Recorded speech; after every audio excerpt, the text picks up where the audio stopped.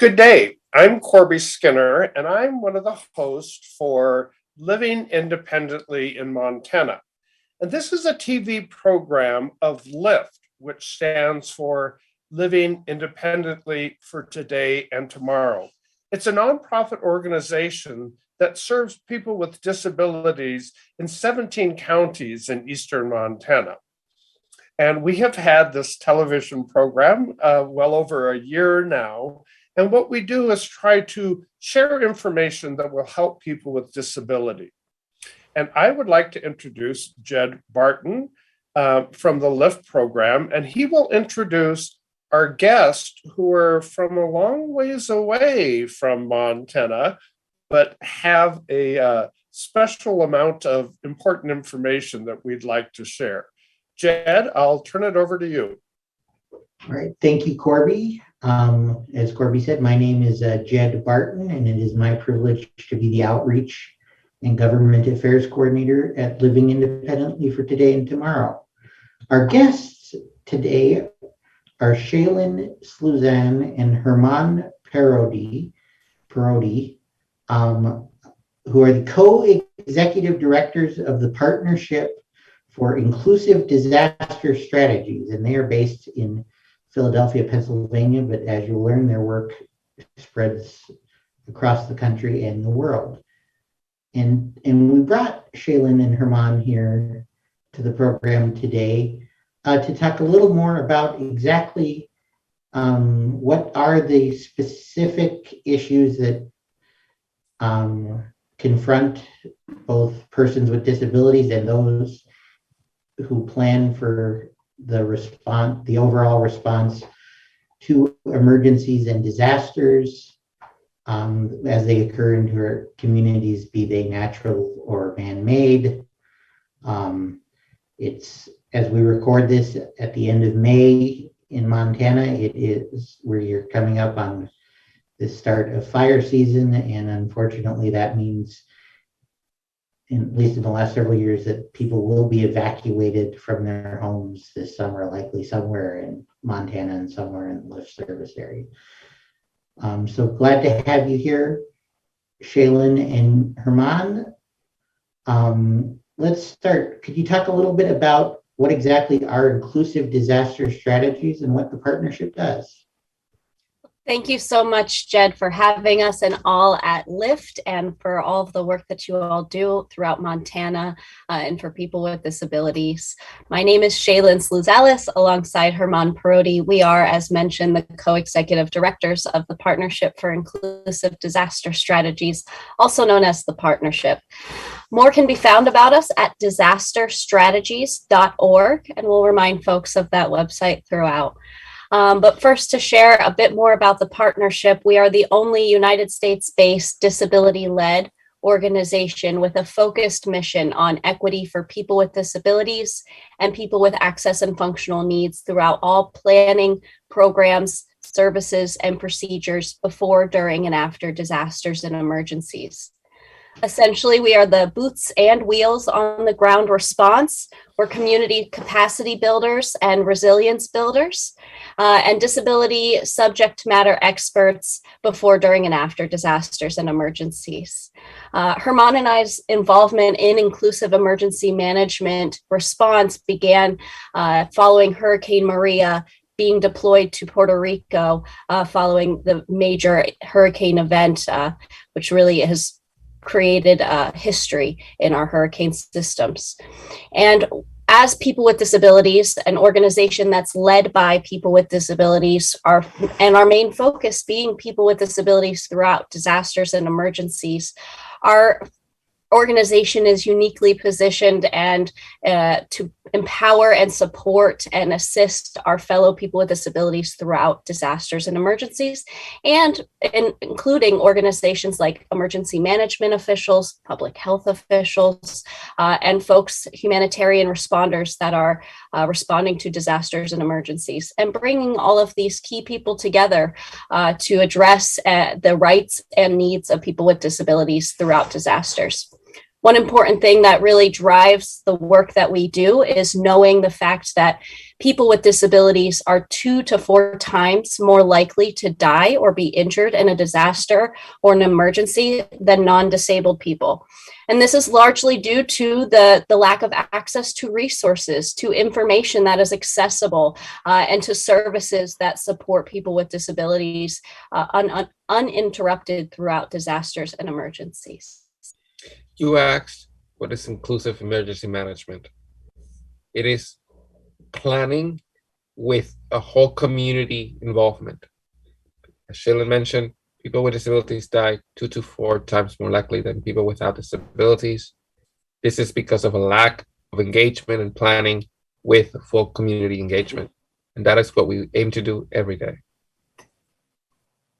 It's great. I have a little bit of experience. I took a couple-day course a few years back with Marcy Roth when she was still at FEMA. And she came out to Sydney, Montana, of all places, and we sat around some folks from the disability community and some folks from the emergency management community, and we learned about baking disability into our emergency management plans, was her phrase. So right now, LIFTT is currently engaged with a group of organizations, including the partnership, on a project called Project Alive. And Project Alive is designed to identify and help remove barriers that have been found to access, both for the vaccines and other services, as we've gone through and unfortunately continue to go through the COVID-19 pandemic. What is the partnership's role in Project Alive? Talk a little bit of April. Well, first starting with and sharing that that Project Alive, Alive standing for Accessible Life-Saving Vaccine Equity, Alive, ALIV. And this project is managed and steered by the Association of Programs for Rural Independent Living, also known as APRIL, and our main LIFTT is a proud member of APRIL. Yes. And we are proud board members as well. Yes. And certainly if folks are interested, I really encourage folks to reach out and look into APRIL as an organization and consider being a member if you're not. Lots of opportunities for engagement. And through our, go ahead. I think we are providing subject matter expertise and training and technical assistance in the Project Alive. Currently, it is rolled out in your state of Montana, Missouri, and Arkansas. It is aiming, as you stated, to have an understanding at the gaps people with disabilities have had in accessing the vaccine. Surely, in the past 2 years, a little bit over a year, the COVID vaccine has been a necessity to be able to be safe. But having accessible vaccination plans is needed for COVID-19, for influenza, for every vaccine out there. So the project does evaluate barriers that are towards vaccination on a whole community concept that will be applicable to all vaccine initiatives. There's currently a survey to understand gaps and issues around this that you can find in the list. I believe there's a flyer and surely more to find on their website. We will also be doing training on ADA, Americans with Disabilities Act, and Rehabilitation Act responsibilities to your Montana's public health, as well as providing them a checklist of how to make registrations accessible, the different types of vaccine sites, including at-home vaccinations accessible, and how to provide an equitable emergency plan in public health at the end of this project. I will add, I just pulled up on my other screen here the newsletter from LIFTT that's going out today, and that will go to all of our clients. And there is a link on there because it's a newsletter. You're going to have to type it in if you're on a computer, but it's a survey so that we can find out how many people have been vaccinated, what issues they might have come across in terms of having trouble to get vaccinated. Have they had booster shots? Were they easily accessible? That sort of information. And then, Jed, I believe you'll have all of this available on the website too. Yes, there's on the Will list. there be an additional direct email to clients for the survey? That's in the works. There'll be an additional email directing stakeholders to the survey, because it's not only the people who we serve directly as consumers here at LIFTT that we want to hear from, but the whole community. So yeah, there's a link to the online survey, and for those who have trouble accessing the online survey, there are other ways to access it through our website at LIFTT.org. We are in collaboration in Montana with, of course, LIFTT and your fellow SIL LIFTT Summit, and thus the survey is being rolled out throughout your state. We're been collaborating with the RTC, the Research and Training Center on Disability in Rural Communities, who has committed to spread the survey statewide, and these will provide knowledge that we will certainly pass along and collaborate with LIFTT and provide the information and what to do to public health, so the plans can be accordingly changed. And lastly, as Corby was mentioning, in the survey online itself, once you click that, if you are getting this from LIFTT, there will be a contact email and phone number there as well. And the survey is also available in Spanish. I will add a little anecdotal story. I have a public relations firm, and we were hired to do some work, educational outreach with LIFTT, which includes developing a new website and newsletters. But we were hired in March of 2020, right in the middle of COVID. And the thing that we realized is that people with disability had twice the problems in terms of being able to communicate, meet with people, access services they needed. So it's been really a year and a half of us trying to figure out what are the best ways to reach people with disabilities, during the whole COVID period. Yeah. And on that note, we talk about folks with disabilities during the COVID crisis but even during emergencies, it may not be as widespread or long lasting, hopefully. There are some unique opportunities, challenges, however you'd like to phrase that, that face people with disabilities. Somebody said once that, just because your house burns down doesn't mean you stop being also stop being disabled, for instance. So could you talk a little bit more about that and how those that are, our frontline responders and can be best prepared, and what we can do as SILs and what we can do as individuals with disabilities to help them prepare? Absolutely. It is a complex question that needs multi-pronged solutions. At the state level, having in your emergency management office a dedicated staffer full-time to access and functional needs is necessary.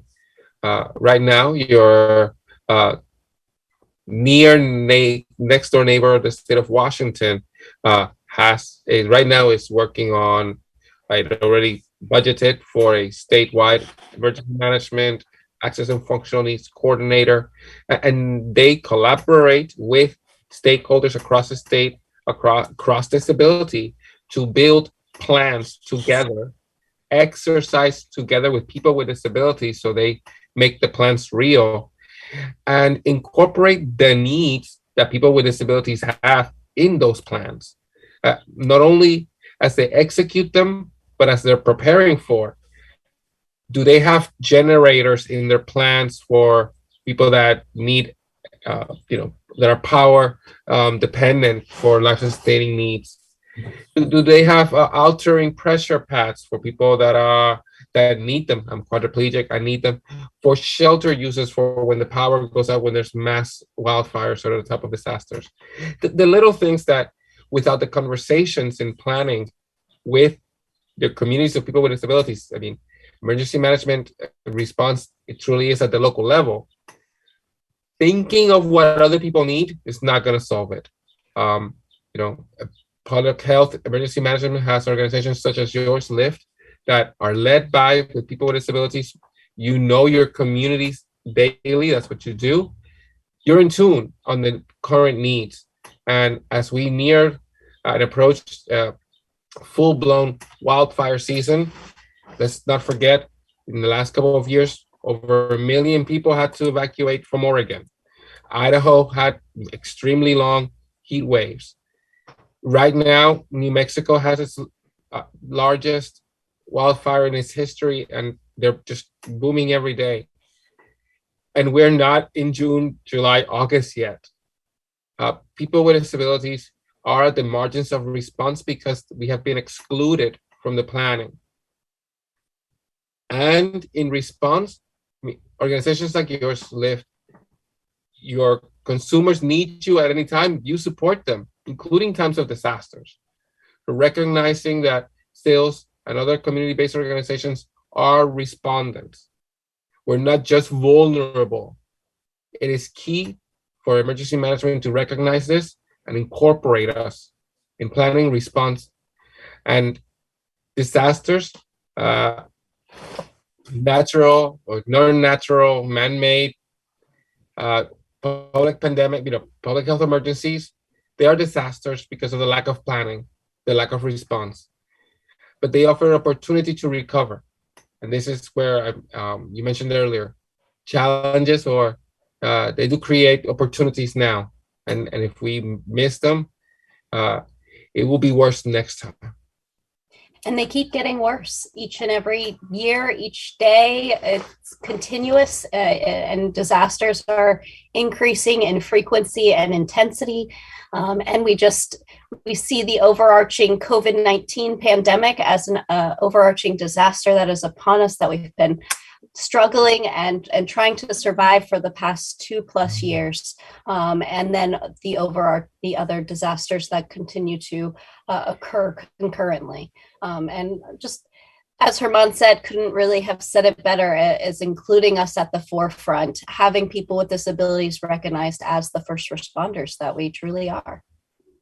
It's interesting. I just heard on the news that they have identified 21 tornadoes, hurricanes that are predicted to happen this year, a lot more than last year's.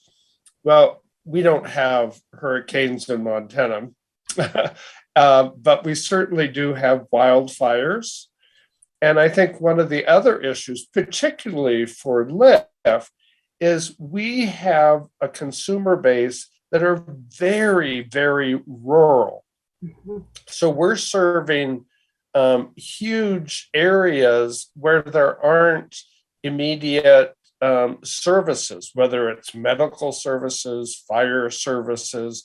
So the needs, are the same, that everybody has the needs in case of a disaster, but they are unique to the place where you live. Mm-hmm. Certainly, and this is across the board, but it creates a very distinct result.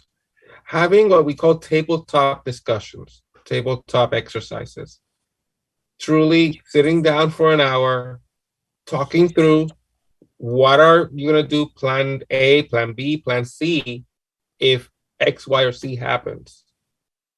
Are people informed of what to do to shelter in place for X amount of time?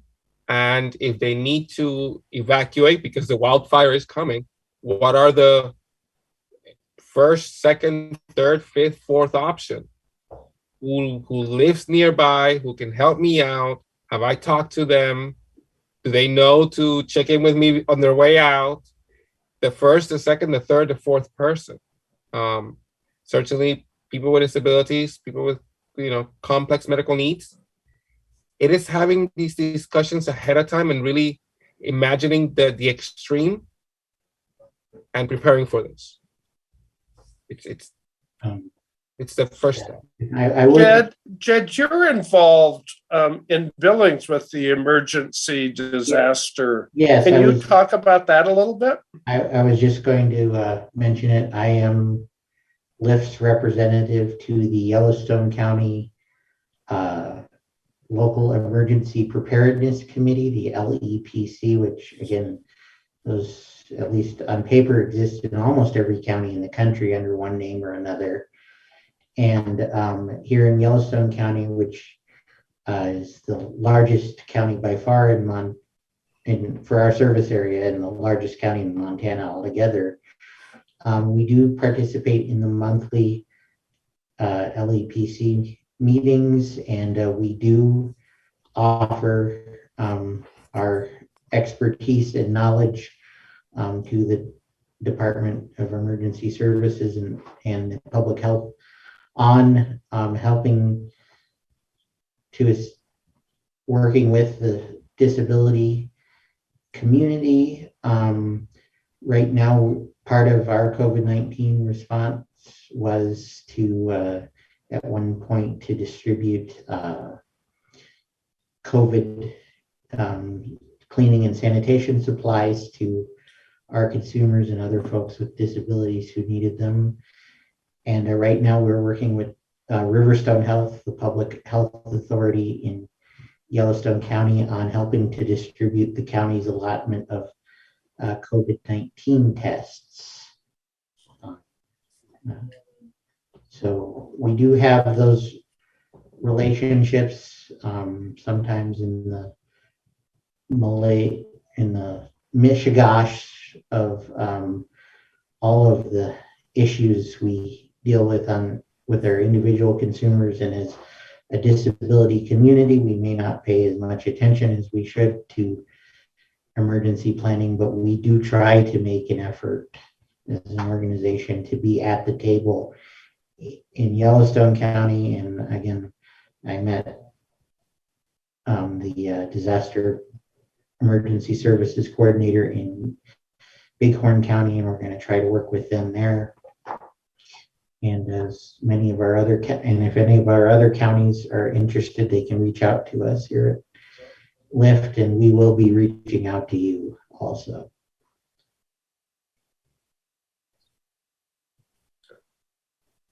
Have you found, I guess this is just a general question, have you found that agencies are good at working together for disaster assistance and readiness, or is that a problem? You know, in Yellowstone, if I'll try and answer this first on the local level. In Yellowstone County, the collaboration between Riverstone Health and the two major hospital organizations and government agencies during this pandemic has been pretty good, actually. I think the Unified Health Command was stood up and continues to be stood up, and the folks there have done, in the face of not only the problems created by COVID, but the problems created by the cultural and political environment, have done a remarkable job. I know that there are territorial issues on a wider level between organizations often, and perhaps Shaylin and her mom can speak to that. But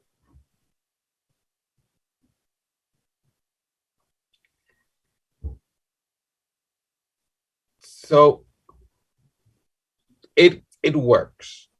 It is a good practice to bring all the parties to the table and have a complete lay of the land understanding on what are the resources, assets, services that everyone involved is doing. It limits duplication of services. It provides a holistic approach to the survivors, because then all the operators are informed of all the services in the area. Not one emergency response group entity does everything. And having that collective, and oftentimes then it is that gap in communication that creates further marginalization on the survivors. It also comes down to having that a entity, a person, bringing all of those people together. And we know that that person really should be the government, the local county emergency management agency, then bringing in all of the other stakeholders that are involved in the response. Sometimes we see that doesn't happen, and at some points we at the partnership will get a phone call either from a local center for independent living or a local emergency management agency asking for assistance on disability related needs, and we say, let's all come together and figure this out together with all of the key players. And so sometimes we end up being that glue that brings everybody together at that table, and then for future disasters, they have a table that they know they can all come to, and they do go to and work towards those needs before the disaster and during. But it's also about who takes on that lead responsibility and bringing all of the key folks to the table, making sure everybody is playing in the sandbox together nicely and working to address the urgent needs, and working with folks that are at the most margins of the response, people who are most impacted, most disproportionately impacted. And that is people with disabilities, especially people with disabilities of multiple marginalizations.